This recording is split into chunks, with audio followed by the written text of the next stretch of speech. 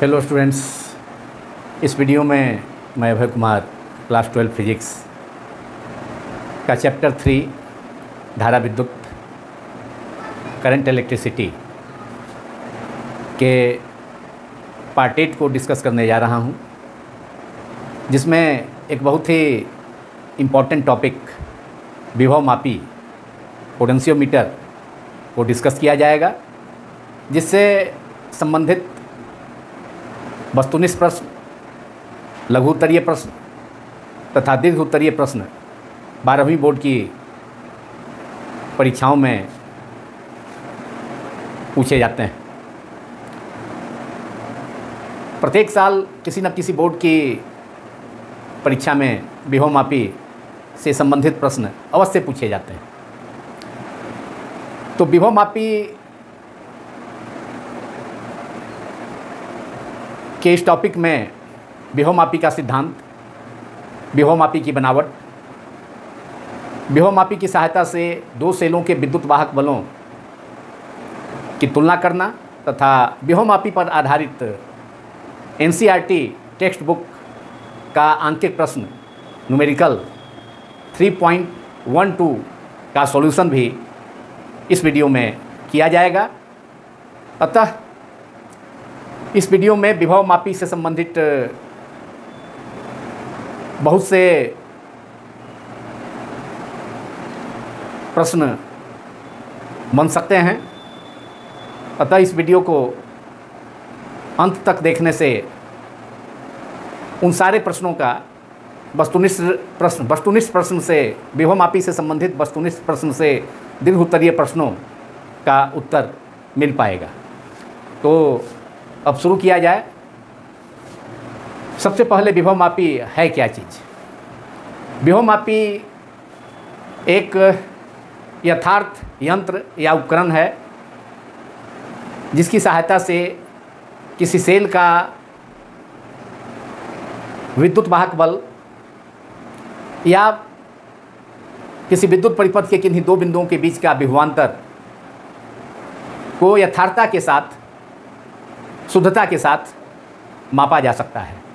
इसके अलावा विभव मापी की सहायता से किसी सेल का आंतरिक प्रतिरोध, इंटरनल रेजिस्टेंस को भी ज्ञात किया जा सकता है। तो यह तो विभव मापी के बारे में हुआ कि विभव मापी क्या है। तो अब विभव मापी का सिद्धांत आप लोग नोट करें। पहले सिद्धांत के पहले विभव मापी एक यथार्थ उपकरण या यथार्थ यंत्र, यथार्थ उपकरण है जिसकी सहायता से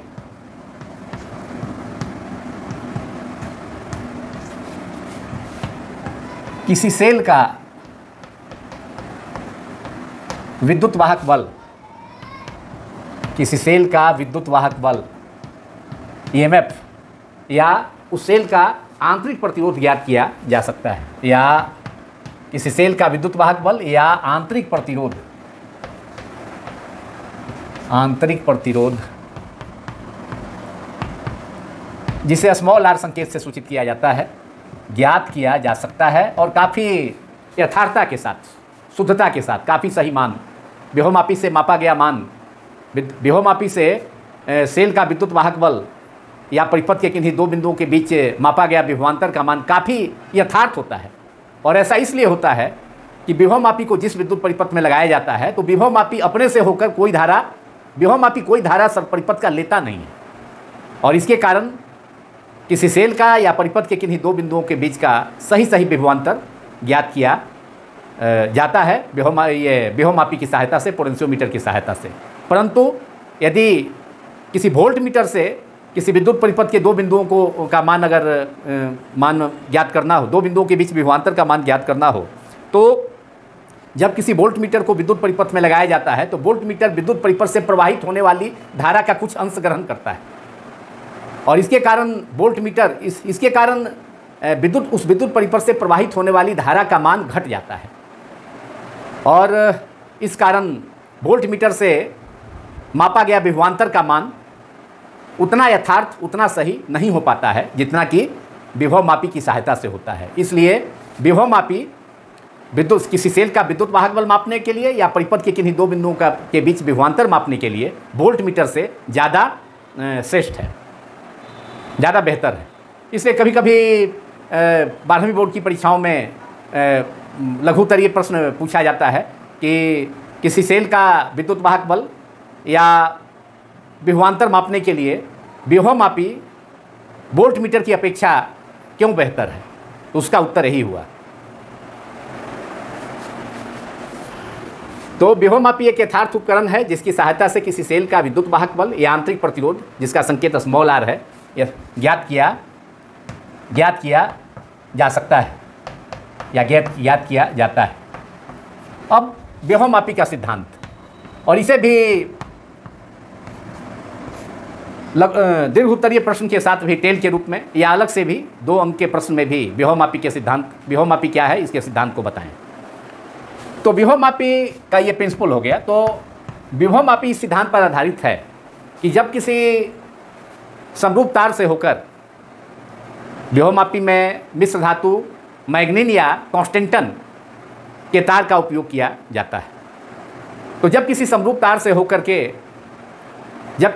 तार से होकर नियत धारा प्रवाहित की जाए तो विभव मापी का तार के किसी भाग, कोई भी पार्ट ले लिया जाए उसका, चूँकि विभव मापी की लंबाई 4 मीटर से लेकर के 10 मीटर तक रखी जाती है।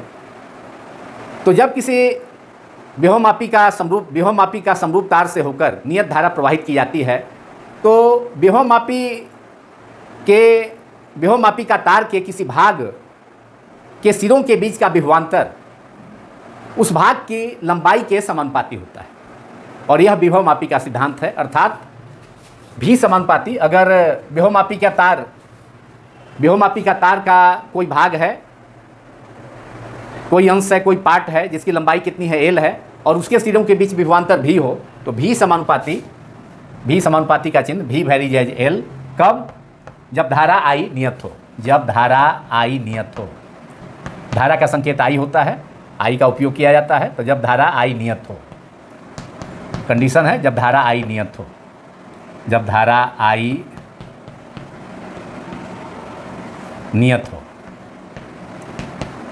तो यह विभव मापी का सिद्धांत हो गया कि भी समानुपाती L, मतलब विभव मापी के तार के किसी भाग का विभवांतर भी उस भाग की लंबाई के सीधा समानुपाती होता है, भी समानुपाती L। और यह विभव मापी का सिद्धांत है जब धारा नियत, धारा I मतलब विभव मापी का तार से प्रवाहित होने वाली धारा I नियत हो, और इसे बराबर करके लिखा जा सकता है समीकरण के रूप में। तो एक नियतांक देना होगा, और उस नियतांक को हम क्या कहेंगे, उस नियतांक का नाम K है, K इंटू L, भी बराबर K इंटू L। इसे समीकरण 1 माना जाए, जहाँ K क्या है, एक समानुपाती नियतांक है, और इस समानुपाती नियतांक को विभव मापी के तार का विभव प्रवणता, मतलब विभव मापी का विभव प्रवणता कहा जाता है, पोटेंशियल ग्रेडियंट। तो K क्या है, इसलिए K क्या हो गया, विभव प्रवणता। इस समानुपाती नियतांक का नाम क्या है, विभव प्रवणता। विभव मापी की विभव प्रवणता K बराबर विभवांतर बटा लंबाई, इसे समीकरण 2 मान लिया जाए। K equal to V/L। अब विभव मापी की सुग्राहिता, कभी कभी लघु उत्तरीय प्रश्न में पूछा जाता है कि विभव मापी की सुग्राहिता से क्या समझते हैं, विभव मापी की सुग्राहिता कैसे बढ़ाई जा सकती है। इसे वस्तुनिष्ठ प्रश्न में भी पूछा जाता है कि विभव मापी की सुग्राहिता बढ़ाने के लिए क्या करना होगा, विभव मापी के तार का क्षेत्रफल बढ़ाना होगा, या विभव मापी के तार की लंबाई को बढ़ाना होगा। तो इस ढंग से 4 विकल्प होंगे, उसमें से एक विकल्प सही होता है। तो विभव मापी की सुग्राहिता बढ़ाने के लिए विभव मापी के तार की लंबाई को बढ़ाना होगा, तथा विभव मापी से होकर प्रवाहित होने वाली धारा का मान भी बढ़ाना होगा। तो लंबाई बढ़ाने से, विभव मापी के तार की लंबाई बढ़ाने से विभव मापी के तार की सुग्राहिता बढ़ती है। तो अब विभव मापी की सुग्राहिता, विभव प्रवणता के बाद विभव प्रवणता K इक्वल टू विभवांतर बटा लंबाई। तो सुग्राहिता, सेंसिटिविटी, सुग्राहिता क्या है, अंग्रेजी में सुग्राहिता को सेंसिटिविटी कहा जाता है। यदि विभव मापी यदि विभवमापी का गैल्वेनोमीटर में शून्य विक्षेप की स्थिति हो, मतलब विभवमापी अगर संतुलन की स्थिति में हो, तो उस स्थिति से मतलब विभवमापी का जॉकी अगर संतुलन बिंदु पर हो, विभवमापी के तार के किसी बिंदु पर जब विभवमापी के जॉकी को या विसर्पी कुंजी को विभवमापी के तार को खिसकाने पर जब गैल्वेनोमीटर, मतलब विभवमापी में गैल्वेनोमीटर भी लगा होता है जो कि तार के विभवमापी का तार के एक सिरे ए तथा जॉकी के बीच संबंधित होता है, संयोजित होता है, तब जब जॉकी या विसर्पी कुंजी को, जॉकी को विसर्पी कुंजी भी कहा जाता है हिंदी में, तो जब जॉकी को विभवमापी के तार पर खिसकाया जाए तो जैसे ही गैल्वेनोमीटर की सुई शून्य पर चला जाए, मतलब गैल्वेनोमीटर की सुई में धारा का बहना बंद हो जाए, अर्थात शून्य विक्षेप की स्थिति आ जाए, तो उस स्थिति में विभवमापी को क्या कहा जाएगा? संतुलन की स्थिति में कहा जाएगा। तो वह संतुलन बिंदु होगा जहाँ जॉकी की स्थिति तार के जिस बिंदु पर होगी तो वह संतुलन बिंदु होगा, तथा तार के पहले सिरे से, तार के एक सिरे ए से उस जॉकी की जो स्थिति है उस दूरी को, उस बिंदु, संतुलन बिंदु की दूरी को उस तार की संतुलन लंबाई कहा जाता है। तब जब विभवमापी संतुलन की स्थिति में हो, मतलब जॉकी संतुलन बिंदु पर हो, तो उस स्थिति से अगर जॉकी को थोड़ा खिसकाने पर गैल्वेनोमीटर की सुई में ज़्यादा विक्षेप हो जाए, अधिक विक्षेप हो जाए, तो कहा जाता है, तो यह कहा जाएगा कि वह विभवमापी अधिक सुग्राही है। परंतु यदि जॉकी को खिसकाने पर, शून्य विक्षेप की स्थिति से संतुलन बिंदु से जॉकी को विभवमापी के तार के खिसकाने पर अगर गैल्वेनोमीटर की सुई में उतना विक्षेप नहीं हो पाए, तो यह कहा जाएगा कि वह विभवमापी उतना अधिक सुग्राही नहीं है। तो सुग्राही का मतलब हो गया कि गैल्वेनोमीटर की सुई में अधिक विक्षेप होना अगर जॉकी को उसके संतुलन बिंदु से थोड़ा सा भी खिसकाया जाए तब। और सुग्राहिता अधिक होगी किसी विभवमापी का, तो उसके लिए जरूरी है कि विभव प्रवणता भी का मान कम हो। तो लिखे, आप लोग नोट करें, विभवमापी की सुग्राहिता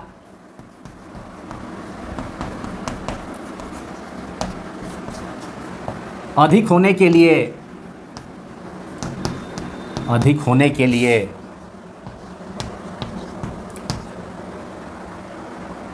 उसकी विभव प्रवणता, मतलब विभवमापी का जो विभव प्रवणता के का मान क्या होना चाहिए? कम होना चाहिए। के का मान जितना कम होगा उतना ही अधिक वह विभवमापी अधिक सुग्राही होगा।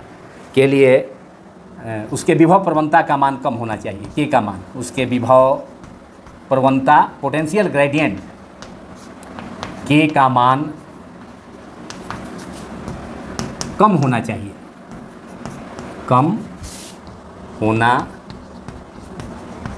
चाहिए। और के का मान कब कैसे कम होगा? तो के बराबर क्या है? विभवमापी का जो विभव प्रवणता है वह क्या है? K equal to V by L है, विभवांतर बटा लंबाई। तो के का मान कम होगा तो सुग्राहिता विभवमापी की उतनी ही अधिक होगी। तो के का मान कैसे कम होगा? जब लंबाई, विभवमापी के तार की लंबाई को बढ़ाया जाए, तेल का मान बढ़ेगा तो के का मान, विभव प्रवणता का मान कम होगा, और विभव प्रवणता का मान कम होगा तो वह विभवमापी की सुग्राहिता बढ़ेगी। इसलिए किसी विभवमापी की सुग्राहिता अधिक होने के लिए यह जरूरी है कि उसके विभव प्रवणता के का मान कम होना चाहिए, और के का मान कम होने के लिए विभवमापी के तार की लंबाई अधिक होनी चाहिए। तथा आप लोग नोट करें कि किसी विभवमापी की सुग्राहिता बढ़ाने के लिए उसके विभव प्रवणता का मान कम होना चाहिए तथा विभवमापी के तार की लंबाई अधिक होनी चाहिए। इस पॉइंट को बहुत इंपॉर्टेंट प्रश्न है, इसे वर्ष 19 प्रश्न में ही पूछा जाता है कि विभवमापी की सुग्राहिता बढ़ाने के लिए क्या करना होगा। उसमें 4 विकल्प होगा, तो सही विकल्प होगा विभवमापी के तार की लंबाई को बढ़ाना चाहिए, या हो सकता है कि विभव प्रवणता भी के टर्म में अगर दिया रहे तो विभव प्रवणता के का मान कम होना चाहिए। तो किसी विभवमापी की सुग्राहिता बढ़ाने के लिए उसके तार की लंबाई अधिक होनी चाहिए, उसकी तार की लंबाई को बढ़ाना होगा। इस पॉइंट को आप लोग नोट कर लें, बहुत ही महत्वपूर्ण पॉइंट बिंदु है। अब विभवमापी के तार का, विभवमापी की बनावट। तो विभवमापी में मैग्नीन या कॉन्स्टेंटन मिश्र धातु के तार के समरूप तार का उपयोग किया जाता है। मैग्नीन या कॉन्स्टेंटन मिश्र धातु के समरूप तार का उपयोग विभवमापी में किया जाता है, जिसकी लंबाई प्रायः 4 मीटर से लेकर 10 मीटर तक होती है। लेकिन जैसा कि मैंने अभी बताया कि विभवमापी की तार की लंबाई को बढ़ाया जाएगा तो लंबाई के बढ़ाने से उसकी सुग्राहिता बढ़ती है। तो अधिक लंबाई का तार वाला जो विभवमापी होगा उसकी सुग्राहिता अधिक होगी। तो विभवमापी में मैग्नीन या कॉन्स्टेंटन मिश्र धातु का एक समरूप तार होता है, प्रायः 4 मीटर से 10 मीटर तक लंबा, जिसे सुविधा के लिए 1-1 मीटर के बराबर भागों में विभक्त कर उसे एक दूसरे के समानांतर लकड़ी के आयताकार फ्रेम पर बिछा दिया जाता है तथा उन टुकड़ों को, माने तार के 1-1 मीटर लंबे उन टुकड़ों को तांबे की मोटी पट्टियों से जोड़ा जाता है। अब तांबे की ही मोटी पट्टी क्यों उपयोग किया जाता है? इसका कारण यह है कि तांबे का प्रतिरोध कम होता है और इसके कारण अगर विभवमापी के तार के टुकड़ों को आपस में जोड़ने के लिए तांबे के तार का उपयोग होगा तो विभवमापी के तार के प्रतिरोध में तांबे का प्रतिरोध कम होने से अधिक परिवर्तन नहीं हो पाएगा। इसलिए संयोजक मतलब विभवमापी के तार के टुकड़ों को आपस में जोड़ने के लिए संयोजक पट्टी के रूप में तांबे की मोटी पट्टियों का उपयोग किया जाता है, क्योंकि तांबे का प्रतिरोध कम होता है इस कारण से। और इसके बनावट में आगे विभवमापी का तार का 2 सिरा खुला होता है, जैसे कि यहाँ पर ए सिरा और दूसरा सिरा सी है, और बाकी सिरा यहाँ मतलब यहाँ पर 4 मीटर लंबा इस चित्र में तने तार विभवमापी को दर्शाया गया है, जिसमें 4 मीटर लंबाई वाला विभवमापी को दर्शाया गया है। और 4 मीटर लंबाई है तो निश्चित रूप से इसे 4 बराबर भागों में 1-1 मीटर के 4 टुकड़ों में विभवमापी के तार को विभक्त किया जाता है और उसे लकड़ी के आयताकार फ्रेम पर समानांतर रूप से बिछाकर तांबे के मोटी पट्टियों से श्रेणी क्रम में जोड़ दिया जाता है। ये तांबे की पट्टी है, ये तांबे की पट्टी यहाँ है, यहाँ भी तांबे की पट्टी है, यहाँ भी तांबे की पट्टी है। अब यह तार 4 मीटर लंबा तार 1-1 मीटर के 4 पार्ट में विभक्त होकर तांबे की पट्टियों द्वारा जोड़ा जा चुका है श्रेणी क्रम में। लेकिन इस तार का 2 सिरा खुला है, कौन? ए सिरा तथा सी सिरा। और यहाँ इसे संयोजक पेंचों की सहायता से इनके बीच में बैटरी बी कुंजी के आमीटर भी जोड़ा जा सकता है तथा रियोस्टेट धारा नियंत्रक की सहायता से परिपथ में प्रवाहित होने वाली धारा के मान को परिवर्तित किया जा सकता है। तो ए तथा बी सी को संयोजक पेंचों की सहायता से, 2 संयोजक पेंचों की सहायता से बैटरी बी मतलब तारों के द्वारा बैटरी बी कुंजी के तथा रियोस्टेट से जोड़कर मुख्य परिपथ पूरा किया जाता है। इसके अलावा विभवमापी का तार का सिरा ए तथा एक खिसकाने वाली व्यवस्था होती है धातु का ही बना हुआ, जिसे विसर्पी कुंजी या जॉकी कहा जाता है, जो विभवमापी के तार को जस्ट ठीक स्पर्श करता है। और विभवमापी का तार का सिरा ए तथा जॉकी के बीच में गैल्वेनोमीटर संयोजित किया जाता है। विभवमापी का तार का सिरा ए तथा जॉकी या विसर्पी कुंजी के बीच एक गैल्वेनोमीटर जी संयोजित किया जाता है विभवमापी की व्यवस्था में। अब इस जॉकी को जॉकी की स्थिति मतलब संतुलन बिंदु कहाँ पर है? जॉकी की स्थिति, जॉकी का जो नोक है, टिप, जॉकी को खिसकाने पर जिस स्थिति में गैल्वेनोमीटर का सुई 0 पर चलाया, मतलब गैल्वेनोमीटर में शून्य की विक्षेप की स्थिति आ जाए, तो वह जॉकी का संतुलन बिंदु होगा। और तार के एक सिरे से उस जॉकी का जो संतुलन बिंदु है उसकी दूरी को तार की संतुलन लंबाई कहा जाता है। तो इस संतुलन लंबाई का पठन मालूम करने के लिए, जॉकी की स्थिति को नोट करने के लिए, कितना सेंटीमीटर पर है, 40 सेंटीमीटर, 50 सेंटीमीटर, 60 सेंटीमीटर, जो भी स्थिति है तार के प्रारंभिक सिरे से उसकी जितनी स्थिति है जॉकी के संतुलन बिंदु की, जॉकी के टिप की जितनी स्थिति है, नोक की जितनी स्थिति है, तो उसको नोट करने के लिए इस तार के समानांतर एक लकड़ी के फ्रेम में ही एक मीटर स्केल लगा होता है। 1 मीटर लंबा स्केल यहाँ दिखाया गया है ऊपर में, 1 मीटर स्केल लगा होता है, जिसकी सहायता से जॉकी की स्थिति को नोट किया जाता है, जॉकी के संतुलन बिंदु की स्थिति को नोट किया जाता है। यह हुई बनावट विभवमापी के तार की।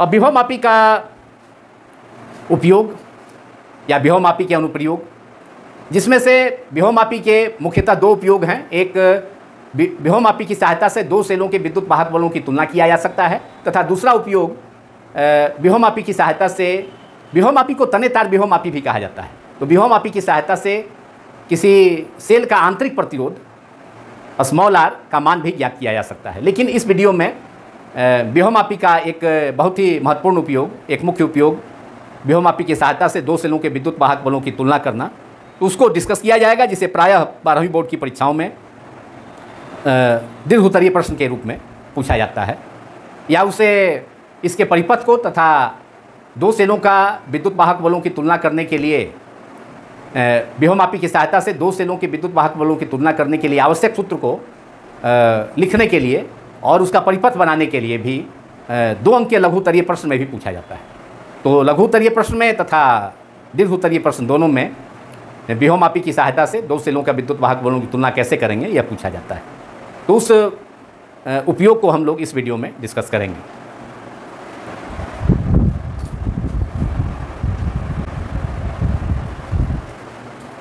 अब व्योममापी का उपयोग कर दो दिए गए सेलों के विद्युत वाहक बलों की तुलना करना,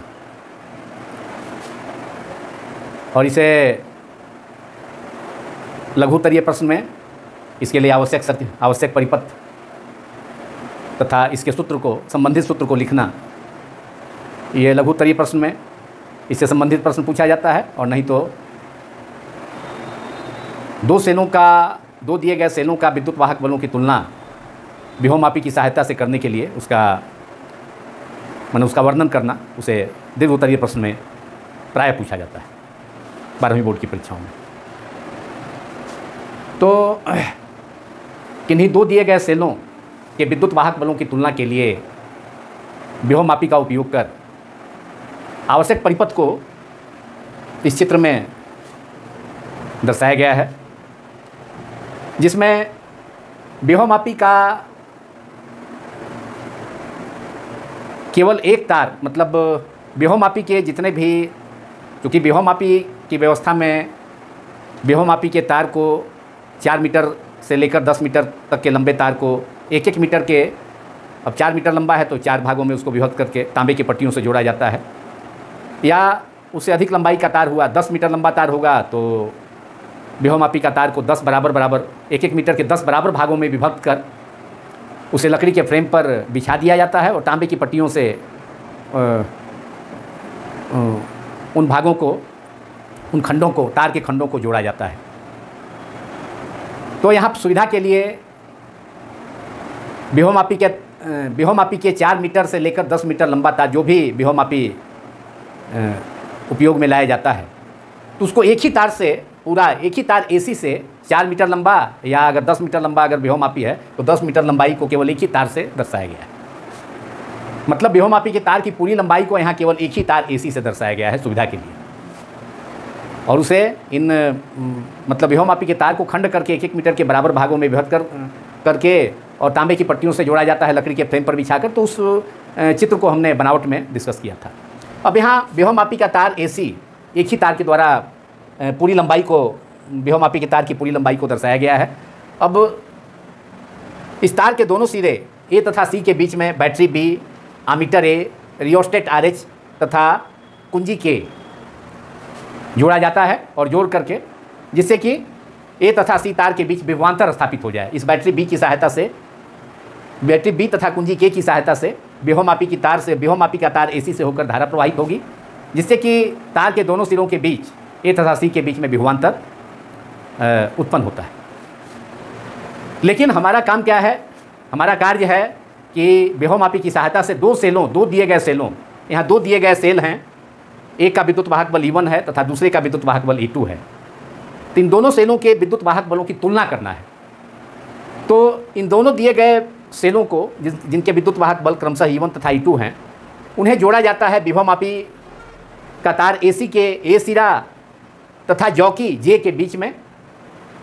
उन दोनों सेलों को जोड़ा जाता है और सेल E1 के लिए कुंजी K1 का उपयोग किया जाता है तथा सेल E2 के लिए कुंजी K2 का उपयोग किया जाता है, या द्विमार्गी कुंजी का उपयोग किया जा सकता है। तो सेल E1 के लिए कुंजी संयोजित है K1 और सेल E2 के लिए कुंजी उसके साथ संयोजित है सेल के साथ K2। और फिर गैल्वेनोमीटर संयोजित है जॉकी के साथ। तो इस प्रकार यह परिपथ पूरा होता है। 2 सेलों के विद्युत वाहक बलों की तुलना के लिए विभवमापी का परिपथ को इस चित्र में दर्शाया गया है। डायग्राम बनाने पर 2 अंक का प्रश्न आता है तो 1 अंक डायग्राम पर, और 1 अंक 2 सेलों के विद्युत वाहक बलों की तुलना के लिए जो सूत्र होगा उस पर, जो कि सूत्र क्या है, E1/E2 = L1/L2। यहाँ L1 तथा L2 जॉकी की 2 संतुलन बिंदुओं की स्थिति में, जॉकी के 2 संतुलन बिंदुओं की स्थिति में विभवमापी का तार की संतुलन लंबाइयाँ हैं। तो सूत्र है इससे संबंधित विद्युत वाहक बलों की तुलना, 2 सेलों के विद्युत वाहक बलों की तुलना के लिए आवश्यक सूत्र क्या होगा, E1/E2 = L1/L2। तो यह सब लघुत्तरीय प्रश्न के लिए होगा। तो उसके लिए मैंने सर्किट के साथ उसका सूत्र को भी बता दिया। E1/E2 सूत्र क्या होगा, E1/E2 = L1/L2। तो सूत्र लिखने पर 1 नंबर, तो लघुत्तरीय प्रश्न में सूत्र लिखने पर 1 नंबर और 1 नंबर डायग्राम पर, तो ये लघुत्तरीय प्रश्न कंप्लीट होता है। लेकिन दीर्घोत्तरीय प्रश्न में इसे प्रायः पूछा जाता है, तो उसमें इसका क्रिया मतलब वर्किंग भी कैसे करेंगे, तब जा करके E1/E2 = L1/L2 का सूत्र प्राप्त होगा। तो इस परिपथ का, आवश्यक परिपथ का तो के बारे में हम लोगों ने जाना। अब इसका क्रिया वर्किंग देखेंगे कैसे किया जाता है 2 सेलों के विद्युत वाहक बलों की तुलना 2 दिए गए सेलों का विभवमापी का उपयोग कर। तो अब इसका वर्किंग में सबसे पहले बैटरी B जो तथा कुंजी के, जो कि तार विभवमापी का तार के दोनों सिरों A तथा C के बीच जुड़ा हुआ है, तो बैटरी B तथा कुंजी की सहायता से विभवमापी का तार से होकर के धारा प्रवाहित की जाती है। अब कुंजी K1 का उपयोग कर सेल E1 को परिपथ में लाया जाता है। सबसे पहले काम क्या है, बैटरी B तथा कुंजी K की सहायता से विभवमापी का तार AC के बीच विभवांतर स्थापित करना, अर्थात विभवमापी का तार AC से होकर धारा प्रवाहित करना। ये फर्स्ट स्टेप हो गया। तो बैटरी B, आप लोग नोट करें, बैटरी B एवं कुंजी के जो मेन की है A तथा C के बीच में जुड़ी हुई मेन कुंजी, बैटरी B एवं कुंजी के की सहायता से विभवमापी का तार से धारा प्रवाहित की जाती है, अर्थात विभवमापी का तार के सिरों के बीच A तथा C के सिरों के बीच विभवांतर स्थापित किया जाता है। की सहायता से विभवमापी का तार के सिरों के बीच विभवांतर स्थापित किया जाता है, अर्थात धारा प्रवाहित की जाती है। विभवमापी का तार के सिरों, कौन सिरा है, A सिरा, दूसरा सिरा कौन है तार का, C। तार के सिरों के बीच विभवांतर स्थापित किया जाता है, अर्थात विभवमापी के तार से धारा भेजी जाती है। सिरों के बीच विभवांतर उत्पन्न किया जाता है या विभवांतर स्थापित किया जाता है। दूसरा स्टेप क्या हो, ये तो पहला स्टेप हो गया। दूसरा स्टेप है, अब कुंजी K1 की सहायता से पहले सेल E1 को परिपथ में लाया जाता है। दूसरा स्टेप, इसे पैराग्राफ चेंज करके या नंबर 2 स्टेप दे करके लिखा जा सकता है। अब कुंजी K1 का उपयोग कर पहले सेल, जिसका विद्युत वाहक बल E1 है, पहले सेल विद्युत वाहक बल क्या है, E1 है, को विद्युत परिपथ में लाया जाता है, परिपथ में लाया जाता है। इसके बाद अब जॉकी को खिसकाया जाएगा। जॉकी J को, जिसका जॉकी का संकेत क्या है, J, जॉकी का संकेत J है, कैपिटल J से यहाँ पर इसे रिप्रेजेंट किया गया है, गैल्वेनोमीटर के बगल में जॉकी है।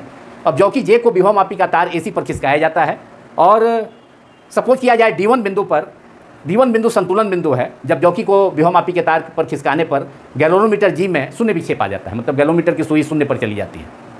तो यह विभवमापी के तार का संतुलन बिंदु होगा, मतलब जॉकी का संतुलन बिंदु होगा। मतलब विभवमापी का संतुलन बिंदु का मतलब क्या है, जॉकी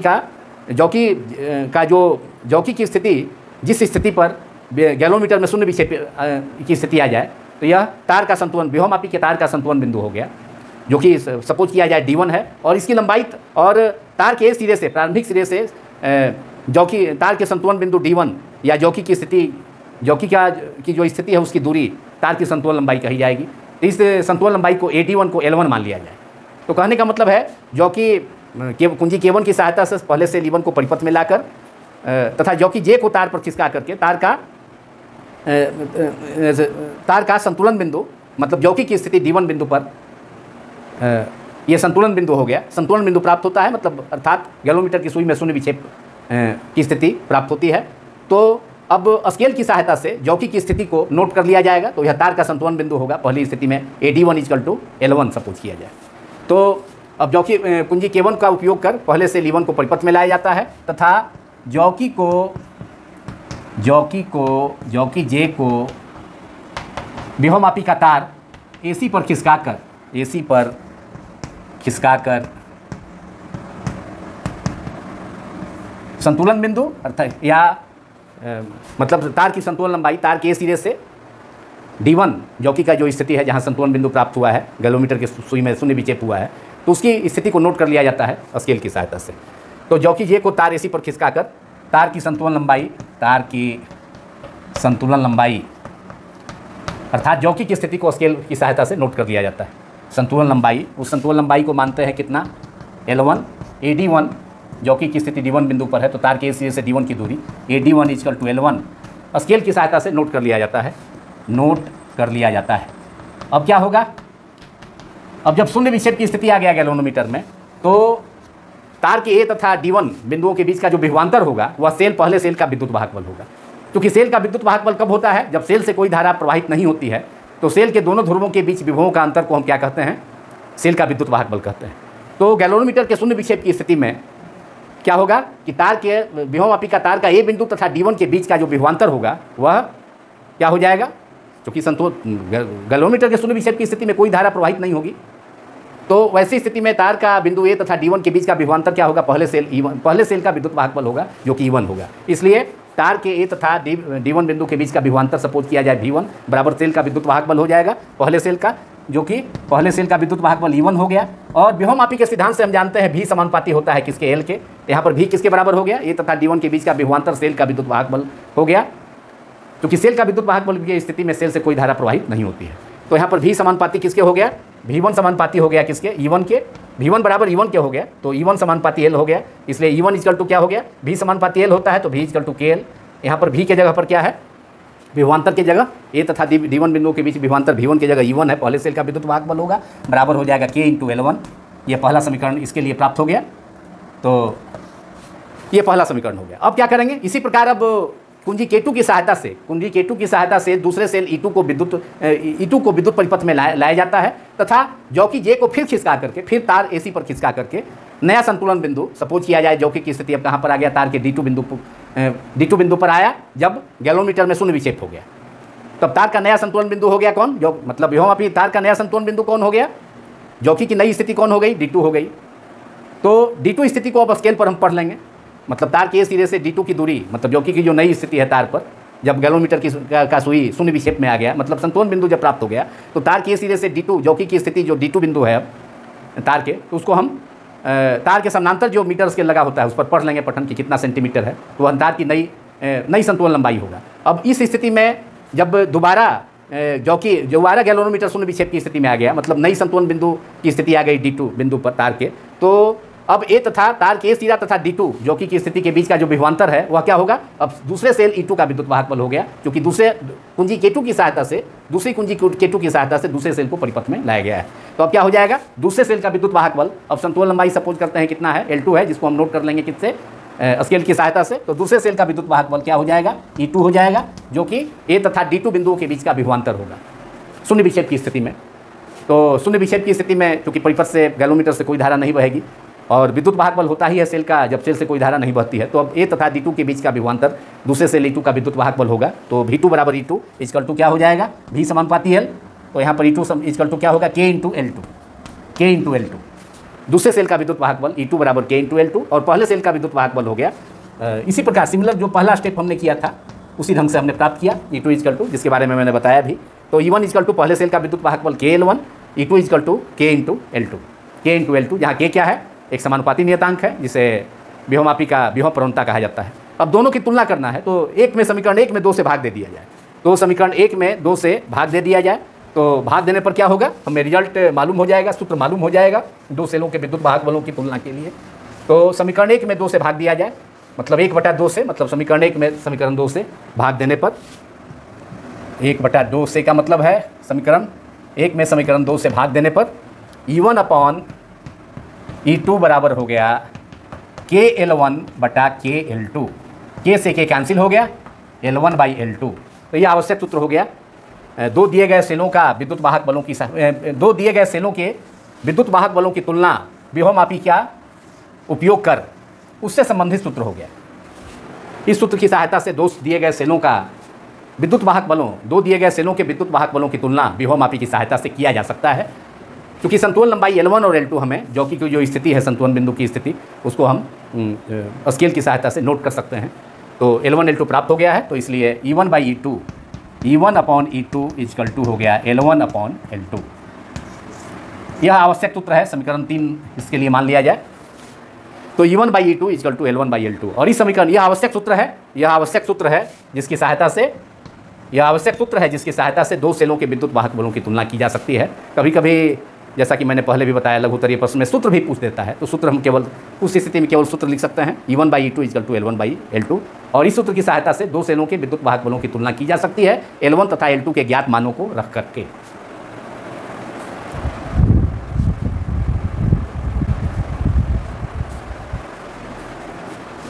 अब इस वीडियो के अंत में विभवमापी की सहायता से दो सेलों के विद्युत वाहक बलों की तुलना करने के लिए आवश्यक सूत्र E1/E2 इक्वल टू L1/L2 पर आधारित NCERT टेक्स्ट बुक का न्यूमेरिकल आंकिक प्रश्न 3.12 का सॉल्यूशन किया जाएगा। प्रॉब्लम 3.12 है, किसी विभवमापी के प्रयोग में 1.25 वोल्ट विद्युत वाहक बल के एक सेल का संतुलन बिंदु तार की 35 सेंटीमीटर लंबाई पर प्राप्त होता है। यदि इस सेल को हटाकर किसी अन्य सेल को जोड़ने पर विभवमापी के परिपथ में नया संतुलन बिंदु 63 सेंटीमीटर पर प्राप्त हो तो दूसरे सेल का विद्युत वाहक बल ज्ञात करें। अभी हम लोगों ने जो सूत्र प्राप्त किया था दो सेलों के विद्युत वाहक बलों की तुलना से संबंधित, ठीक उसी सूत्र का उपयोग कर इस आंकिक प्रश्न को सॉल्व किया जा सकता है 3.12 NCERT टेक्स्ट बुक का। तो इसमें पहला जो सेल है, एक सेल मतलब पहला सेल का विद्युत वाहक बल कितना है, विद्युत वाहक बल E1 संकेत से सूचित किया जाता है 1.2 वोल्ट। तो प्रश्न से दिया गया है पहले सेल का विद्युत वाहक बल E1 capital E1 equal to 1.25 volt. और इस सेल के लिए तार का संतुलन बिंदु मतलब संतुलन लंबाई, तार का संतुलन बिंदु माने जॉकी को जहाँ पर लाने पर, तार के जिस बिंदु पर जॉकी को लाने पर गैल्वेनोमीटर का सुई में शून्य विक्षेप स्थिति प्राप्त होती है, तो वह तार की संतुलन लंबाई कितनी है, 35 सेंटीमीटर है पहले सेल के लिए। तो यह संतुलन लंबाई शुरू में हमने पहले सेल के लिए L1 सपोज किया था, तो L1 इक्वल टू 35 सेंटीमीटर। यदि इस सेल को हटाकर किसी अन्य सेल को, अब दूसरे सेल को लगाया जाता है, पहले सेल को हटा करके सर्किट में विभवमापी के परिपथ में जोड़ा जाता है, तो संतुलन बिंदु, नया संतुलन बिंदु कहाँ प्राप्त होता है, तार के 63 सेंटीमीटर लंबाई पर। तो संतुलन लंबाई दिया है दूसरी स्थिति में दूसरे सेल के लिए, वह L2 है, उसे L2 माना जाए, तो L2 इक्वल टू 63 सेंटीमीटर। लेकिन दूसरा सेल जो जोड़ा गया है विभवमापी के परिपथ में, उसका विद्युत वाहक बल मालूम करना है। तो हमको दूसरे सेल का विद्युत वाहक बल को E2 संकेत से सूचित करेंगे। तो E2 equal to what, note of interrogation प्रश्नवाची सेक्शन, E2 मालूम करना है दूसरे सेल का विद्युत वाहक बल। सूत्र का उपयोग कर लिया जाए, तो सूत्र से अभी जो हमने सूत्र प्राप्त किया था दो दिए गए सेलों के विद्युत वाहक बलों की तुलना के लिए विभवमापी का उपयोग कर, वह सूत्र है E1/E2 इक्वल टू L1/L2। हमको निकालना है हमको मालूम क्या करना है, दूसरे सेल का विद्युत वाहक बल। तो इसलिए E2 बराबर हो जाएगा क्रॉस मल्टीप्लिकेशन से, तिरछा गुना क्रॉस मल्टीप्लिकेशन से L2/L1 गुने E1, L2/L1 गुने E1, E2 इंटू L1, मैंने अगर क्रॉस मल्टीप्लिकेशन करें तो E2 L1 बराबर E1 into L2। Therefore E2 equal to L2 into E1/L1। अब L2 कितना है, L2 दिया है 63, L1 कितना है 35, मल्टीप्लाइड बाई E1 पहले सेल का विद्युत वाहक बल 1.25। अब क्या करेंगे, 63 में अगर 35 से 35 से डिवाइड किया जाए तो डिवाइड करने पर 2 से थोड़ा कम 1.8 आएगा। 63 में 35 से भाग दिया जाए तो 1.8 आएगा। तो इसलिए E2 बराबर E2 इक्वल टू कितना हो जाएगा, 63/35 बराबर 1.8 मल्टीप्लाइड बाई 1.25। अब हम गुना कर लें 1.25 में 1.8 से, वही रिजल्ट हो जाएगा। तो अगर गुना हम करें 1.25 में 1.8 से, तो 8 × 5 40, रिमाइंडर बचा शेष 4, 8 दूना 16, 4 20, 0 शेष 2, 8 गुने 1 8 प्लस 2 10, और 5 × 1 5, 2 × 1 2, 1 × 1 1। अब जोड़ दिया जाए 0 5 2 1 1 2, और 3 प्लेस पर डिसमल है 1.25 1.8, तो 2 1 0 मैंने 1 2 3 2.250, रिजल्ट हमारा आ गया 2.25, 1.8 गुने 1.25, अभी हमने गुना किया तो रिजल्ट आ गया 2.250, दैट इज 2.25 वोल्ट आंसर। तो यह दूसरे सेल का विद्युत वाहक बल हो गया कौन, E2। दूसरे सेल का विद्युत वाहक बल E2 बराबर कितना आ गया, 2.25 वोल्ट। तो यह NCERT टेक्स्ट बुक का प्रॉब्लम 3.12 का सॉल्यूशन हुआ, जो कि इसी सूत्र पर, मतलब दो दिए गए सेलों के विद्युत वाहक बलों की तुलना पर आधारित जो सूत्र हमने प्राप्त किया था उस पर आधारित था। और इसी प्रॉब्लम के साथ यह वीडियो अब समाप्त होता है। फिर हम लोग दूसरे वीडियो में हम लोग जल्द मिलेंगे एक अन्य इम्पॉर्टेंट टॉपिक को लेकर। Thank you very much.